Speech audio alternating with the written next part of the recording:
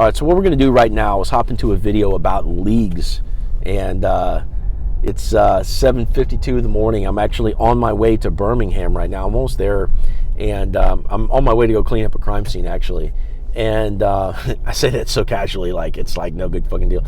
But so I've been in the car for the last couple hours. I've been thinking about this whole phrase, like she's out of your league or he's out of your league, and just the fact that belief is a limiting belief. And if you follow anybody like Tony Robbins, if you follow anybody that in personal development, you find out very quickly that your beliefs control your reality, and you don't want to have limiting beliefs. And it's weird because like we form these beliefs over childhood. Like, so we form these beliefs because we need a sense of normal. Okay, we need some kind of box to operate from where it's like that, our comfort zone. Like we need that because that's the routine, that's the everyday. We have to live in that space. But if you just stay in that space, life becomes stale. It fucking sucks. And this is something that carries over into dating, because as a teenager and as a young adult, we end up having this portfolio of ex-girlfriends or ex-boyfriends, and we tend to form this belief that based on who we've dated in the past, probably because of personality, probably because of lower standards, probably because of like family history and stuff like that, that's the level of person that we're entitled to, because that's what we've always dated. And maybe we've stepped out of the comfort zone a couple times and tried to maybe go after somebody that was really attractive or whatever, and we got rejected, and then we took those rejections, we identified with it, and we said, okay, well, they're out of my league. Okay, and that's a false belief, and I'm gonna explain why. Okay, and you don't know this until you've been out and you've approached a lot of women. So this is one of those luxuries that we as men have, where we get to kind of learn this by our own fucking merits.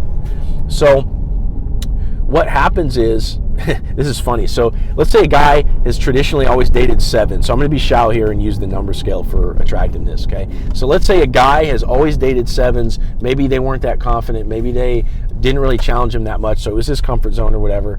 And now all of a sudden he's a young adult, maybe even a little bit older adult, and he's ready to step outside the comfort zone to go for the type of girl that he's always wanted.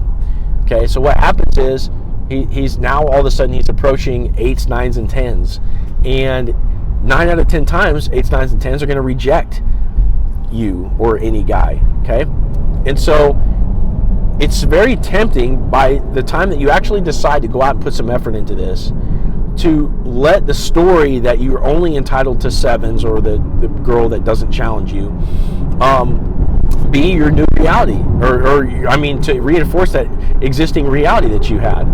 Okay, and so because you go get rejected 90% of the time, your brain's like, what the fuck, like this is the evidence, like I guess this is what the deal is, and it's not in the cards for me to date somebody that's really attractive.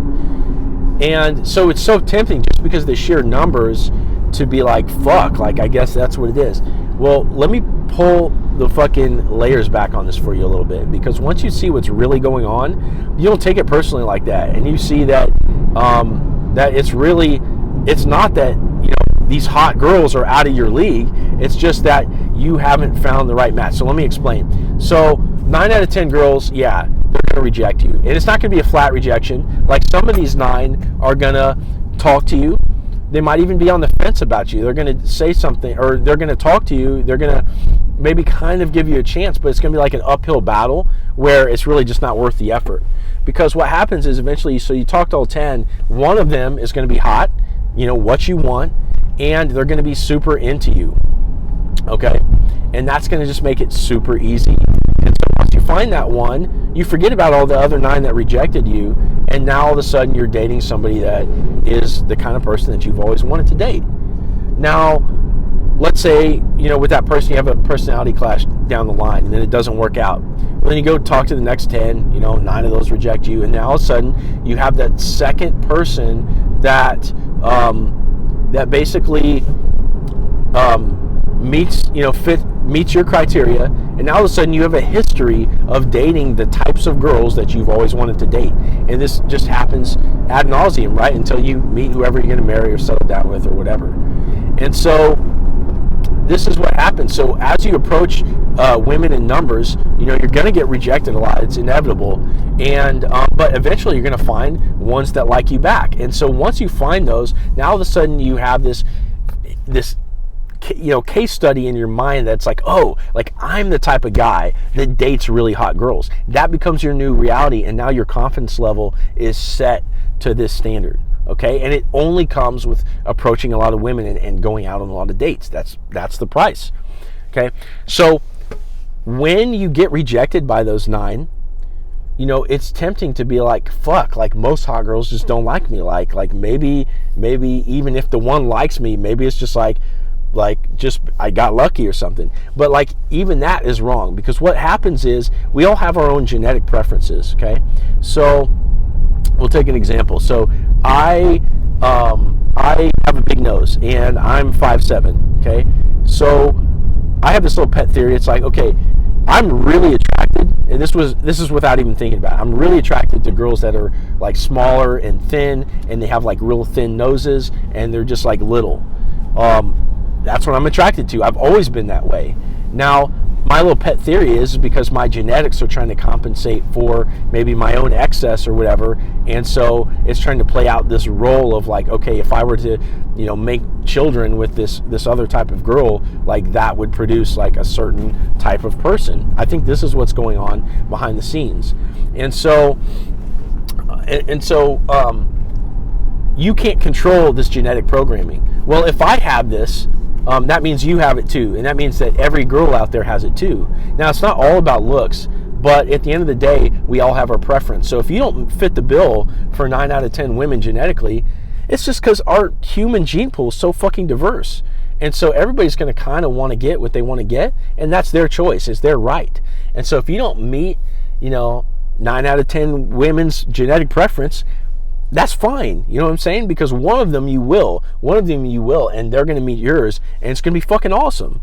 It's just, it takes elbow grease. So that's the looks thing, right? So you gotta do the numbers. You gotta get out there and build the case history in your head of the reasons why you're the type of guy that dates these type of women, and then of course your confidence increases, and your likelihood to pull it off, to hit it off with one of these women is much more increased. So that's the looks thing. Now, the other thing about leagues is status. So we also have sort of success barriers in our heads about the types of people we can talk to in terms of status. And I'll give you the example of myself again. So I'm a really middle-class guy, got tattoos, got earrings, I cuss. I don't try to hide the fact that I'm just like a down-to-earth person, and I don't try to present myself as like an upper echelon kind of guy. I don't wear boat shoes, that kind of stuff, right? So for me, like one of the things that doesn't come natural is maybe like one place I might fish out of water would be like at a country club or something like that, right?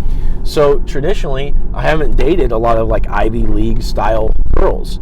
Now I have before, and there was chemistry there, and it was really cool, and it proves to show that you don't have to adhere to like status leagues either.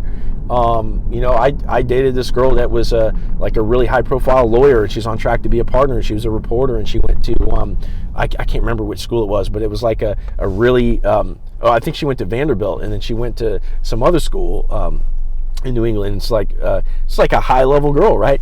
And I don't fit into that whatsoever, but it wasn't a weird thing because we didn't make it weird. It just kind of worked, And so you don't have to adhere to these status leagues either.